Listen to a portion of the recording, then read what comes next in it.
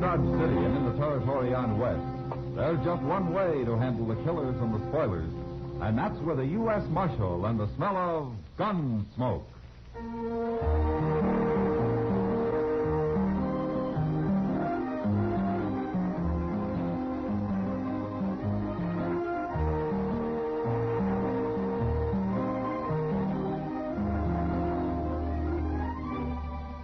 Gunsmoke, starring William Conrad. The story of the violence that moved west with young America. The story of a man who moved with it. Mac Dillon, United States Marshal.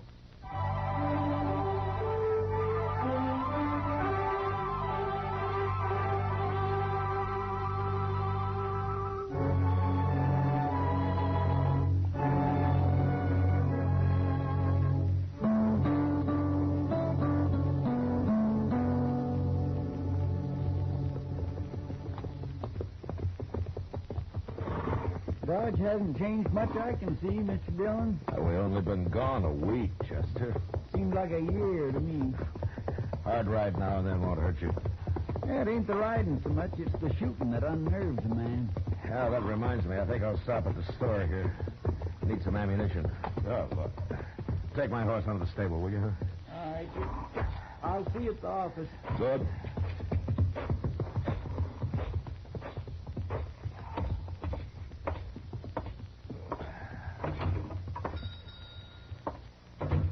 Marshal Dillon, it's certainly good to see you back.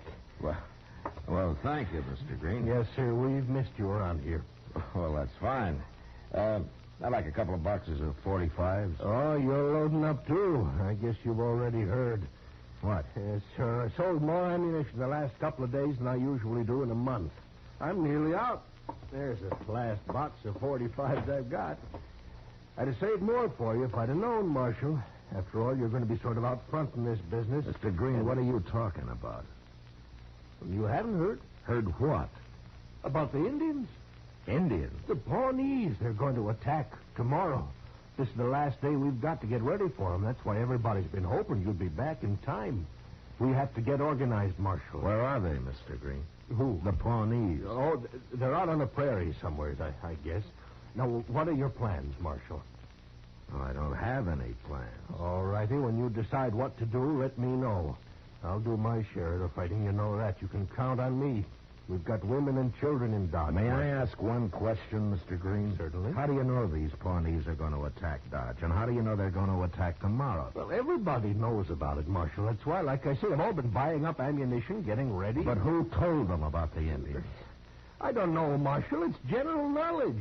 Just ask anybody. Is the whole town as jittery as you are? I'm not jittery. Marshal, this is a serious matter. Those Indians could wipe out Dodge if there's enough of them. Yeah, sure. How many are there, Mr. Green? Well, I don't know how many, Marshal. Good-sized war party, I imagine. Has anybody seen them? Oh, no, Marshal. They haven't seen yet. It's tomorrow they're coming. Oh. I'll put the 45s on my bill, Mr. Green. So you let me know when you get your plans made, Marshal. You can count on me. I'll tell everybody you're back, and we'll have a meeting. No. You wait till you hear from me, Mr. Green.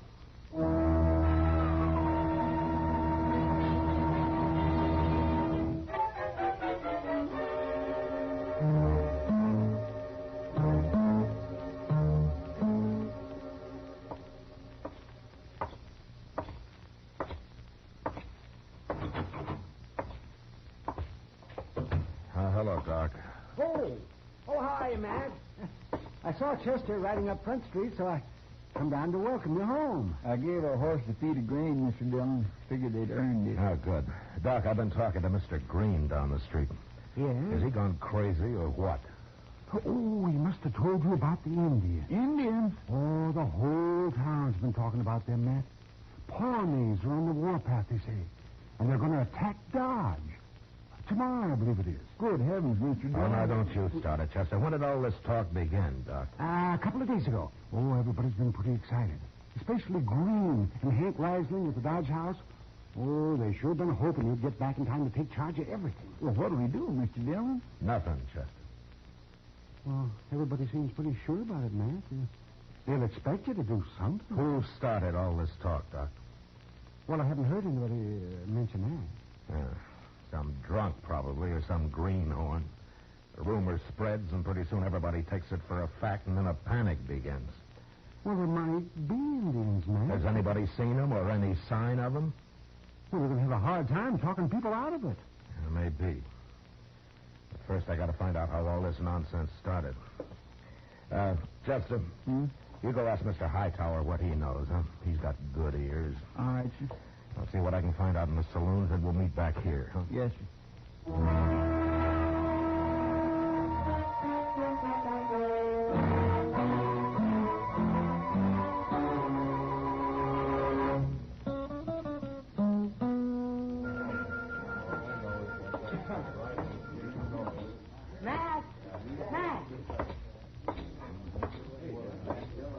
Hello, Kitty. You go away for a whole week and you come back with nothing but a big frown. What are you on the prod about? People. Oh, that. How come you're not armed, Kitty? Armed? You're just going to let the Pawnees ride off with you? Aren't you going to struggle a little? Kind of exciting, isn't it, Matt? You don't seem very worried. Why should I be? Dodge is full of heroes these days. Kitty, maybe I never gave you enough credit. For what?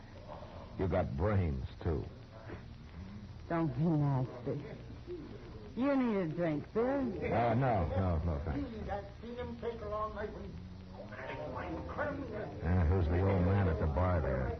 The long one, with long hair. He's a sight, isn't he? You don't very often see men dressed in buckskin anymore. His name's Tewksbury. He must be 80 years old. Yes, it's been half that since he's had a bath. Man his age has seen a lot of country, Kitty. Never mind him. What are you going to do about the Indians, Matt? Oh, the only thing I can do, try to keep the good citizens of Dodge from getting all triggered up and shooting each other for Pawnees tonight and tomorrow. How are you going to do that? Well, I'd like to know who started all this, for one thing. I think I'll have a talk with Sam there. Bartenders generally know things. Are Pawnee braves as handsome as they say, Matt? You'd be surprised if they really did raid this place, wouldn't you? Maybe. Wouldn't you? Yeah, I would. Well, I'll see you later, Kitty. Sure, Matt.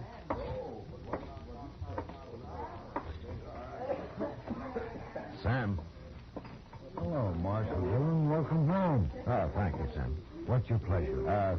Nothing right now. Sam, do you know who started all this Indian raid talk? I don't know who started it, Marshal, but everybody's sure all worked up. Yeah, I know. I'm just trying to find out why. Mr. Green and Hank Rising have been wanting to get organized. They'll be mighty happy you're back. Marshal, I heard Sam say your name. Mine's Tewksbury. How do you do, Mr. I want to offer my services, Marshal. Your services? But what for? There ain't nothing I don't know about Indians, Marshal. Why, I introduced Kit Carson to his first Apache over in New Mexico. Oh? And if it hadn't been for me, John C. Fremont would never got back from the Des Moines River in 42. Arapahoes that time. Inside and out, Marshal. Backwards and forwards. Dead and alive and chiefs and waves, squaws and papooses, and I know them all. Well, that's fine, Mr. Tewksbury, but I don't think we've got anything You can't to worry trust about. an Indian, Marshal, any more than you can trust a white man. They got sharp tongues and evil ways, and they're cruel and ungrateful. Buy him a drink, Marshal. He usually shuts up at least while he's drinking it. Yeah, all right, Sam, give him a beer. Well, I thank you, Marshal, but I never drink beer. Oh, you don't? I will, however, take a little drink of straight whiskey to hold my mouth and sweeten my tobacco. Yeah. Well, you heard him, Sam. The old devil. Oh, devil, am I? Well, you'll be grateful I'm here when them Pawnees come screaming out of the dawn. Do you lift here, Marshal, or do you fight like a white man? Well, I don't believe I ever scalped anybody. Well, the Indians got it all over you. They're them fierce, them Pawnees, and don't ever let them take you alive. Why, I've seen them spread eagle a man, and Here's your whiskey, old man. Better drink it before it gets cold. Oh, thank you. It's not bad whiskey. Week and you come back with nothing but a big frown. What are you on the prod about? Mr. Crazy wild, Tewksbury. that's what they are. Mr. Tewksbury, where did you hear about this Pawnee raid? Hear about it, but everybody's heard about it. They've all been warned. Lock the women and children in the church, Marshal, and leave them with enough guns to shoot themselves if worse comes to worse. There may not be enough real Indian fighters around here to hold off them bloodthirsty savages very long. Who told you about the raid, Mr. It's common Tewksbury? knowledge, Marshal. Common knowledge. When's the meeting? Well, I don't know, but I expect that'll soon be common knowledge, too. Goodbye. So long, Sam. Here's for the whiskey. Thanks, Marshal. See you later.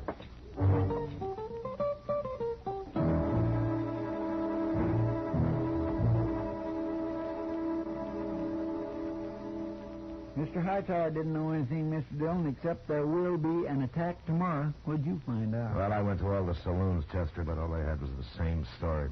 Some wilder than others, especially an old man called Tewksbury. He seemed as bloodthirstier than anybody. I never heard of him. Now he's a stranger here. Well, look what's coming across the street. I guess this is the organizing committee, huh? Yeah. Who is that pioneer they got with them? Now, that's old Tewksbury I told you about. He's a little touched in the head, I'm afraid. Well, here they are. Gentlemen? Gentlemen. All right, gentlemen. Now, Marshal, there isn't much time left, and we've got to get Dodge organized. Now, Hank Reisling here and I, we've worked out a tentative plan, which we propose Just a minute, Mr. Green. There's something I want to ask before you go on. Yes, Marshal.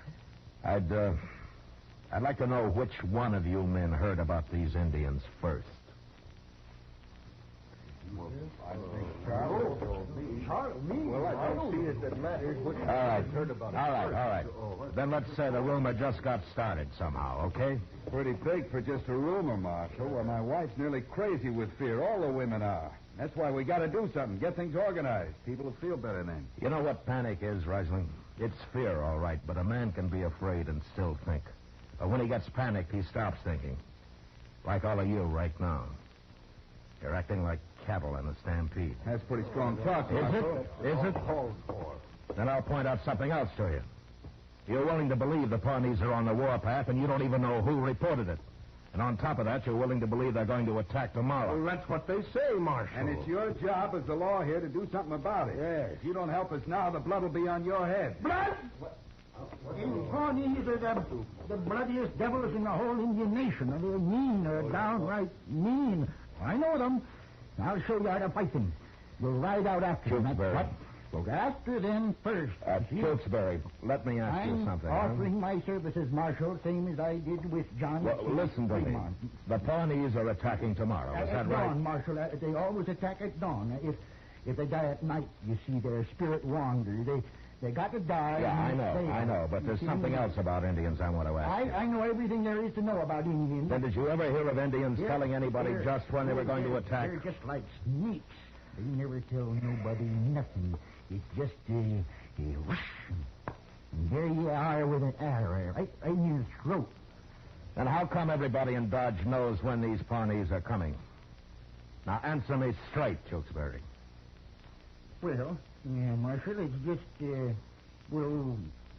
somebody must have found out. The only person who'd know would be an Indian.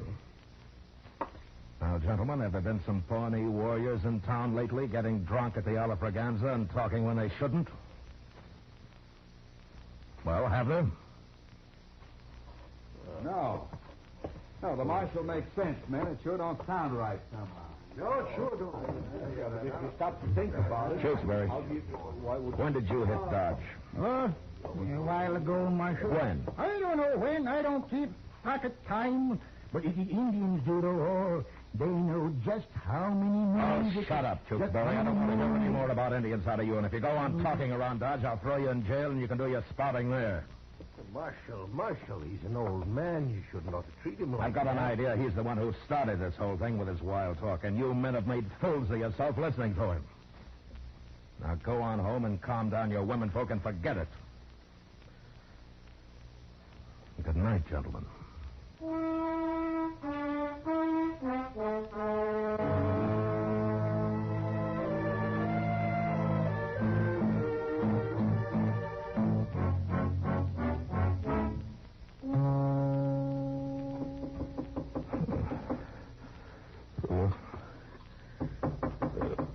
Yeah, who is it? Chester, Mr. Dillon. Oh, Chester. Well, come in, Chester. Say, you're all dressed. Yeah, I slept with my clothes on. I figured there might be trouble yet. There is. That's what I come to tell you. Well, then tell me. It's a fire, Mr. Dillon, at the edge of town, that old rooming house of Ari Danvers. A fire? How bad is it? The house is going, but that ain't the worst. They found some arrows nearby. What? It's the Pawnees.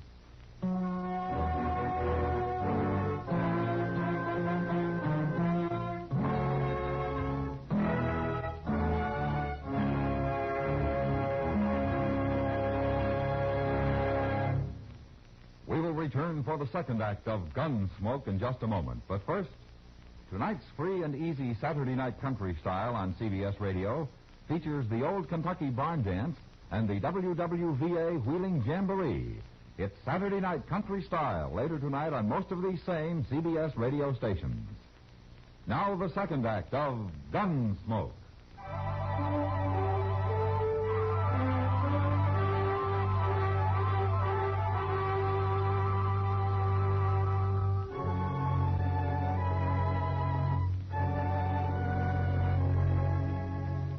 House of Ira Danvers stood at the edge of town. It wasn't much more than a jerry-built shack patronized by a few drunks and an occasional cowboy who had lost his pay at the games. And by the time we got there, it had burned to the ground. And a small crowd had gathered. 2 unidentified men had died in the fire, probably too drunk to save themselves. It was the owner, Danvers, who had discovered the arrows. Look at them, Marshal. I found them sticking in the ground yonder. Yeah. Well, they're Pawnee, all right. And devils stood out there somewhere and fired the place at burning hours, I figure, and just shot these in to let us know who did them. Well, that could be Danvers, but why would they set fire to only one house? What are you men waiting for? Those Indians could ride in on us any minute. Some of you men get out there and stand guard. And get some horses. Now, hold it. Hold it, sister. Let's don't get all excited. It's still dark, and no Indian's going to attack in the dark. You know that. Look, what about those arrows, Marshal? Ain't that proof enough? It's an hour till daylight, Mr. Green. Nothing's going to happen till then.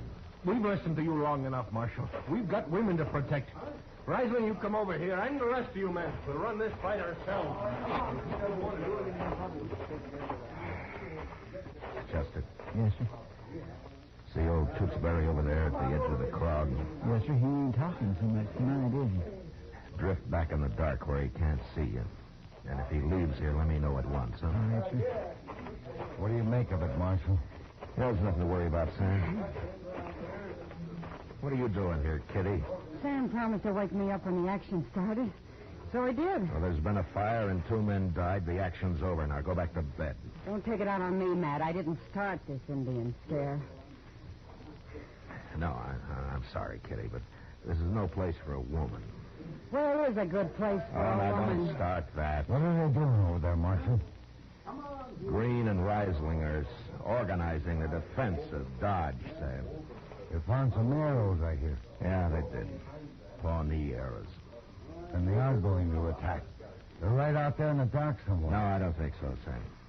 But you go look if you want. Sam, come on over here. We'll lead you too. That's Green. He's calling me. And then you better go.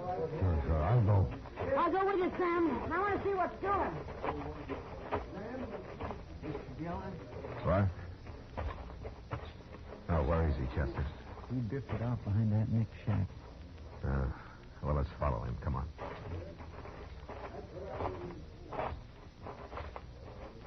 Were you close enough to see if he's armed? No, sir. I couldn't tell. It's too dark. Yeah. Look quiet now. I don't see it. No, neither do I.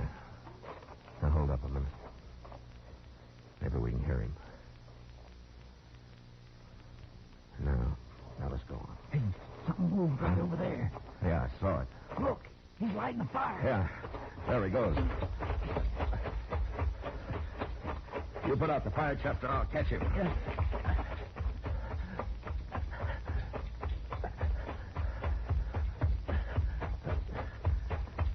All right, Tewksbury, I've got you. You don't shoot me now. All right, get your hands in the air. No, I ain't armed. Well, what do you call this Bowie knife? All right, put your hands down. You've been pretty talkative till tonight, Tewksbury. You want to tell me what this is all about? You go eat dirt. Where did you get those Pawnee arrows you planted at Danvers' place? Them Pawnees, they got sharp tongues, evil ways. They're cruel and ungrateful. Tewksbury, what do you really know about the Pawnees? Oh, I know 'em. I know 'em. You men go kill 'em. You write 'em down. Why, Tewksbury? Why do you want them killed? They're savage devils. They treat people mean. Why do you say that? What did they do to you? Let's go drink some whiskey. Tewksbury, 2 men died in that fire you set at Ira Danvers. Do you realize that? Fight men, let 'em die. You can't trust them. I don't think you understand. You killed 2 men tonight, Tewksbury. It's been a long time since I had any whiskey. Years. Are you drunk now? No. No. I'm tired. I'm awful tired. Tired and lonely. I want to lay down. Make camp. Yeah. Come along, old man. I'll show you a bed.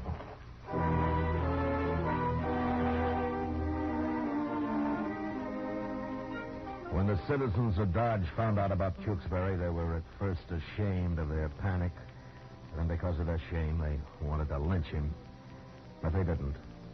And pretty soon they forgot about him. A week passed, and the old man never said a word. I didn't know who he was or where he came from. And then one day, an Indian woman rode into town and found her way to the jail. She was past 40, but still handsome, and she carried herself with the instinctive pride of her people, the Pawnees.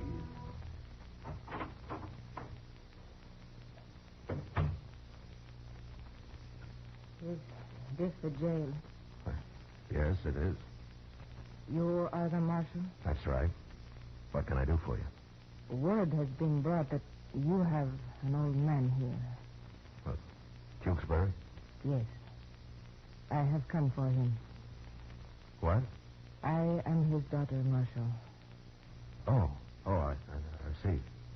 Well, will you sit down? Thank you. So Tewksbury married a Pawnee, huh? Many years ago. My mother is dead. Yeah. Your father taught you English, huh? Yes. But I have lived among white people. Not for long.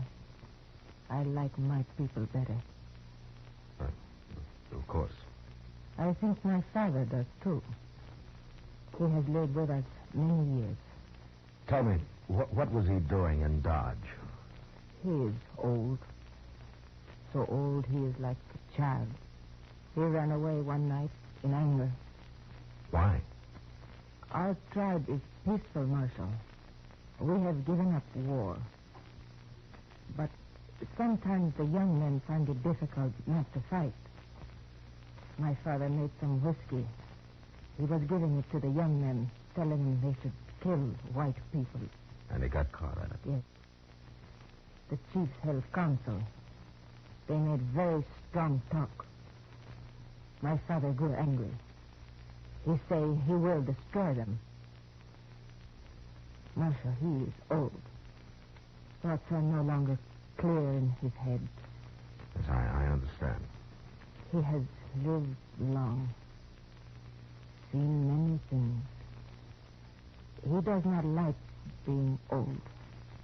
He cannot understand why life is peaceful with us. Well, he sure stirred up a lot of trouble here. A hunter told us the story. My father will be more closely watched now. Because he has served the tribe well in the past, chiefs will send you horses. Horses? To let him come back. Oh, is fine, huh? He's fine, yes. I forgot the word. Well, it's not as simple as that. You see, 2 men died in that fire your father set. I'm afraid you'll have to stand trial. Trial? Oh, your counsel. Yes. It'll be in a few days now, but I've got to warn you that it might not go well with him.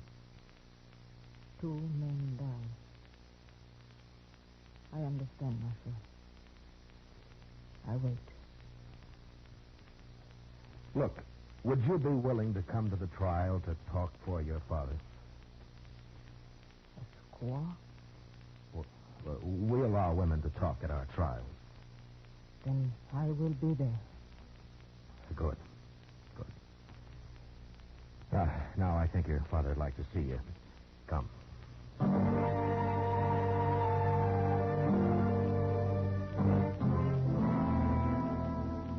The trial lasted 1 day. I don't think Tewksbury knew what it was all about, or even cared. After seeing his daughter, he started talking again. But in Pawnee, never said a word in English, or even acknowledged it when he was spoken to.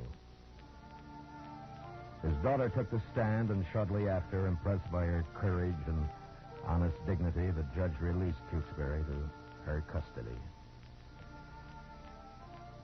Outside, I said goodbye, and I watched him ride off into the prairie, both mounted on her pony.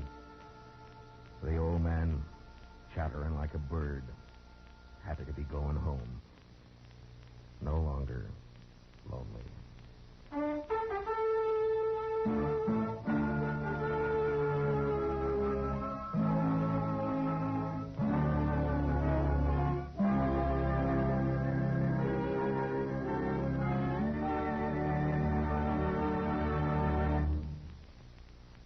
Gunsmoke, under the direction of Norman MacDonnell, stars William Conrad as Matt Dillon, U.S. Marshal. Tonight's story was specially written for Gunsmoke by John Meston, with music composed and conducted by Rex Corey. Featured in the cast were John Daner and Lawrence Dobkin, with James Nusser, Vic Perrin, and Lillian Byett. Parley Baer is Chester, Howard McNear is Doc, and Georgia Ellis is Kitty.